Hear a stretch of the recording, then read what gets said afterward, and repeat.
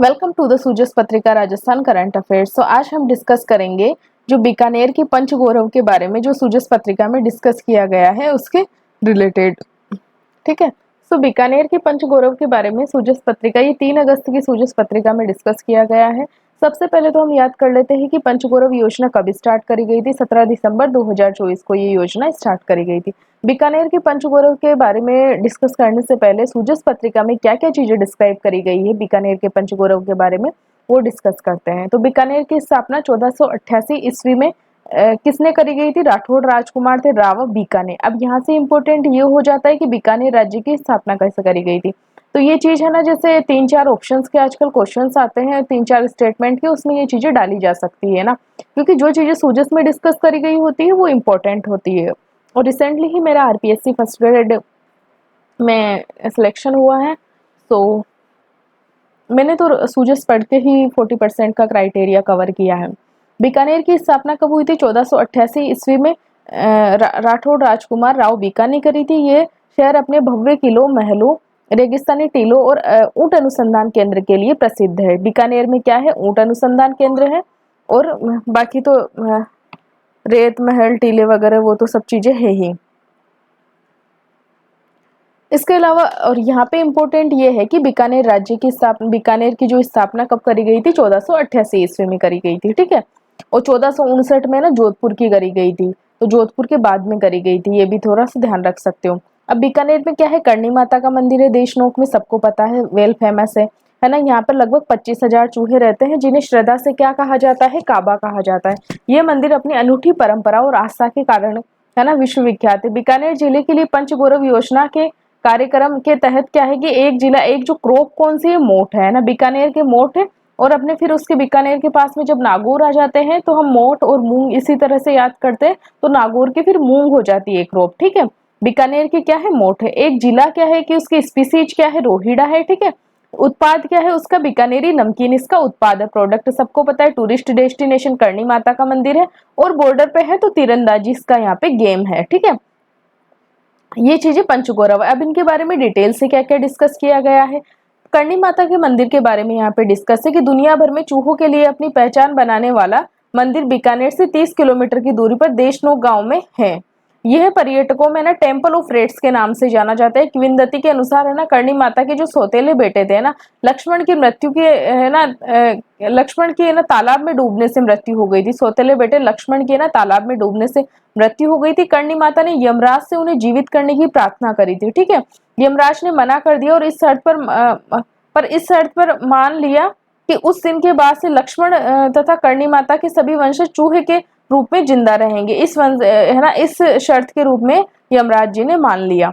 हजारों चूहों को पवित्र मानकर मंदिर में भक्त है ना लोग लड्डू दूध की बड़ी परातें चढ़ाते। गर्भगृह में करणी माता की मूर्ति है ना स्थापित है। करणी माता मंदिर के द्वारा सफेद संगमरमर से बनी एक सुंदर संरचना है। तो ये है करणी माता के मंदिर के बारे में जो डिस्क्राइब है। देखिए, ये करणी माता का मंदिर है बीकानेर देशनोक में। अब यहाँ के गेम के बारे में क्या डिस्कस किया गया है? तो तीरंदाजी यहाँ का गेम है। बीकानेर में ना तीरंदाजी खेल की शुरुआत 1990 के दौर में हुई थी। जिले में तीरंदाजी के लिए 120 मीटर चौड़ा है ना, चौड़ाई कितनी है स्टेडियम की? 120 मीटर चौड़ा है।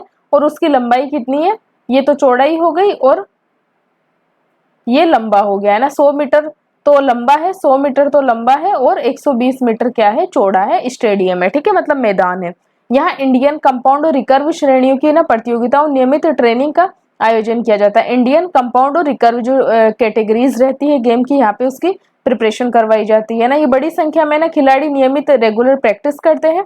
राष्ट्रीय व अंतर्राष्ट्रीय प्रतियोगिताओं में है ना उत्कृष्ट प्रदर्शन करते हुए अनेक है ना पदक अर्जित किए, जिससे बीकानेर को है ना खेल जगत के रूप में है ना विशिष्ट पहचान मिली है। ठीक है, ये सब चीजें तीरंदाजी के बारे में सूजस में डिस्कस करी गई है।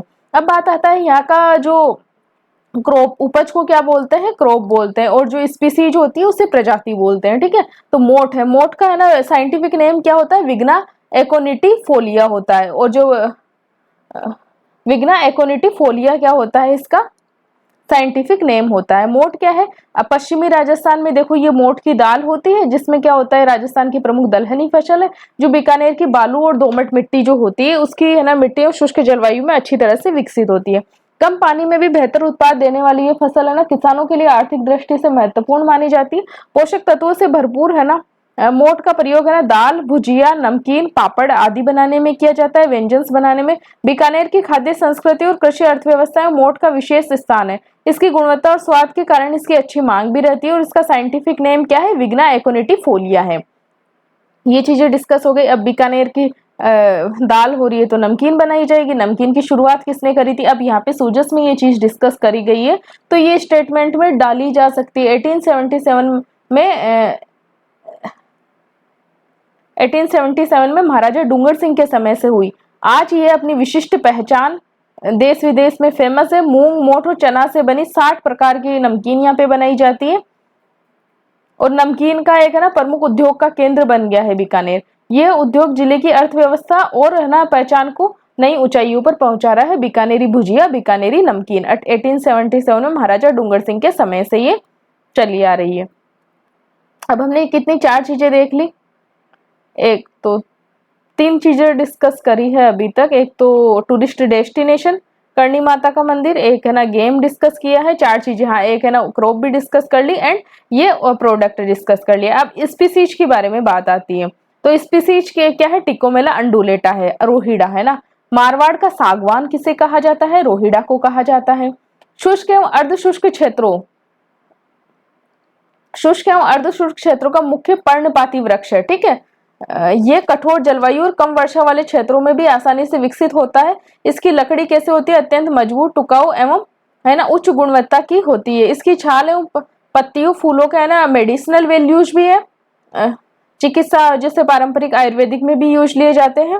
राज्य पुष्प भी घोषित किया गया है ना इसे राजस्थान का। और इसके फ्लावर्स कैसे कैसे रहते हैं? लाल, पीले और नारंगी रंग के रहते हैं, ठीक है। रोहिड़ा का जो वैज्ञानिक नाम क्या है? वो है टिकोमेला अंडुलेटा है।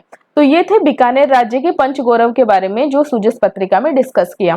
Thank you so much for watching this video, and इसी तरह की सूजस के अपडेट के लिए चैनल को लाइक, शेयर एंड सब्सक्राइब करें। एंड जो भी लोग है ना प्रिपरेशन कर रहे हैं फॉर अपकमिंग एग्जाम्स के लिए, तो वो प्लीज सूजस को पढ़ना स्टार्ट करें और जीके के 40% क्राइटेरिया को कवर करें। Thank you so much for watching this video.